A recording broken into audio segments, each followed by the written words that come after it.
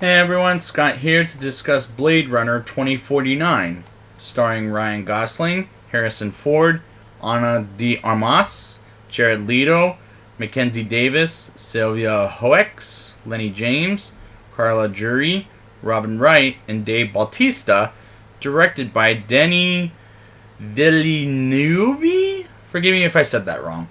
Now, before I get into this movie, I have to say I was really excited. This was one of the three movies that I was excited for. This one's one, Thor is two in my upcoming review, which I won't get to till Avengers. And three is when I get to the show Star Wars: The Last Jedi. And what did I think of this movie? I did see this movie 3 times. One time in regular, one time in IMAX, and one time in 3D. So, let's get into this, shall we? We get introduced to a cop slash Blade Runner officer, K, who, played by Ryan Gosling, who I'm not a very big fan of because in interviews he always comes off a little ignorant.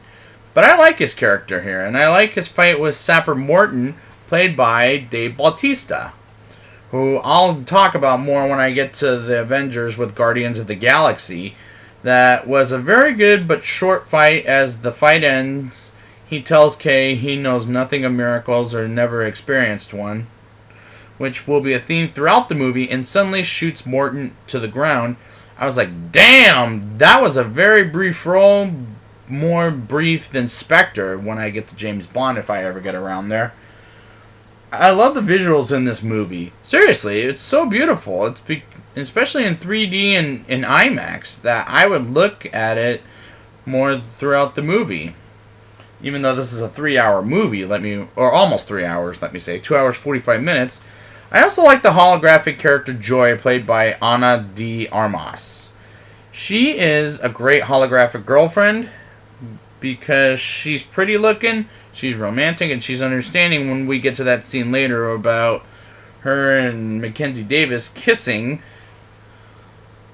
Well, not her and Mackenzie Davis, but her and Mackenzie Davis with Ryan Gosling, let me say.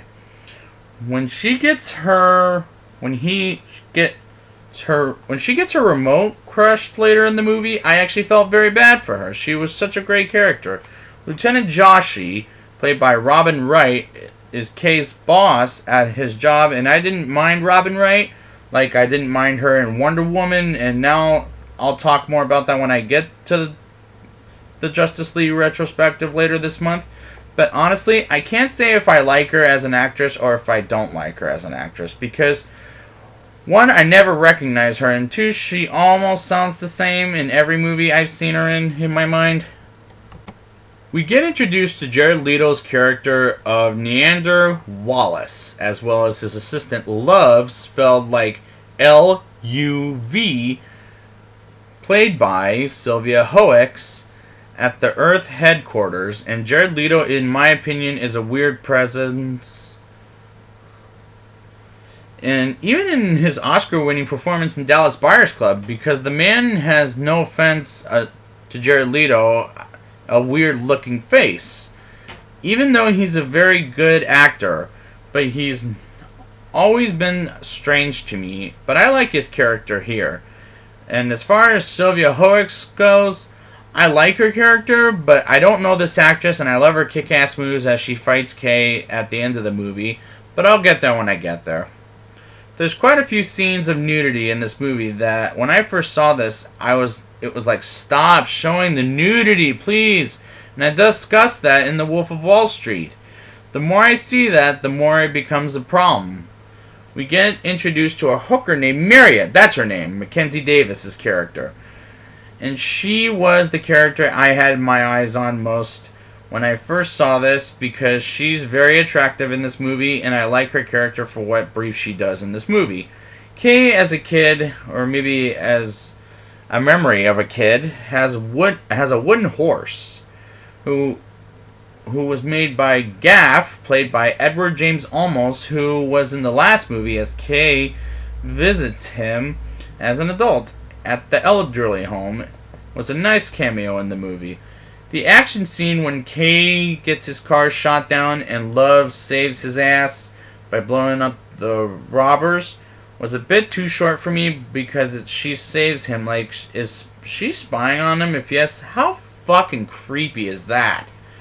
After that scene, we get introduced to some kids that will lead him to Mr. Cotton of an orphanage, who is played by Lenny James, who shows Kay where his younger memory self hid the wooden horse all those years ago, and then made me realize that when I first saw the movie, oh shit, Kay is a replicant. Although I did find out a little earlier on, but I didn't see it coming when he got into that fight with Bautista.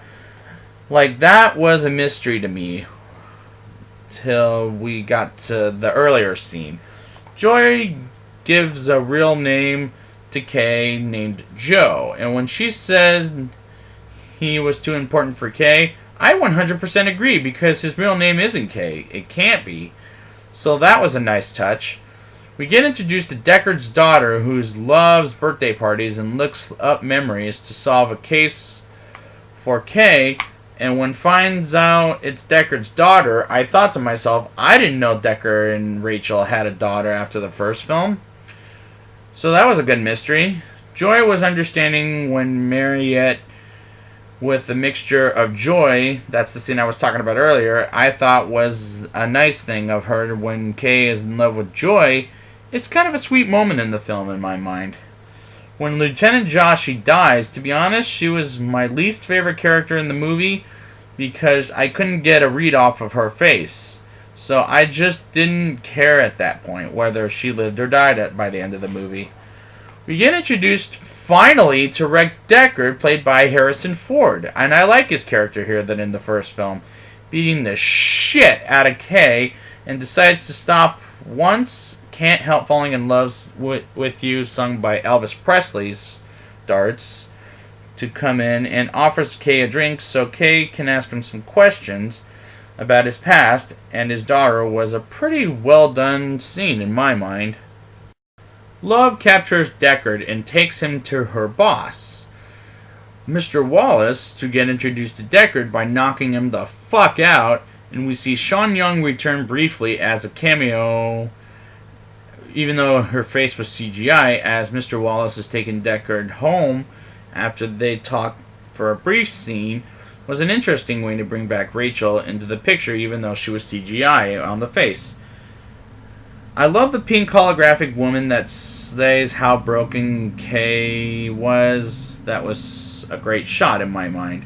The final fight between Kay versus Love is a brutal battle until Kay decides to put Love underwater and to choke her the fuck out. I love the way Deckard gets introduced to his daughter as we end the movie. And I love the movie score throughout the movie in my mind. It was just brilliant. Now it's time for the rating. I'll give this movie a 9.2 out of 10. The visuals in this movie was absolutely amazing, and I love the score and like the characters, and the shout out goes to the director Denis Villeneuve. Sorry if I said that wrong again. He did an amazing job with this movie. Let's give him a hand for that. So I'd like to thank you guys for joining me for Blade Runner 2049, and until next time, don't get killed by a replicant.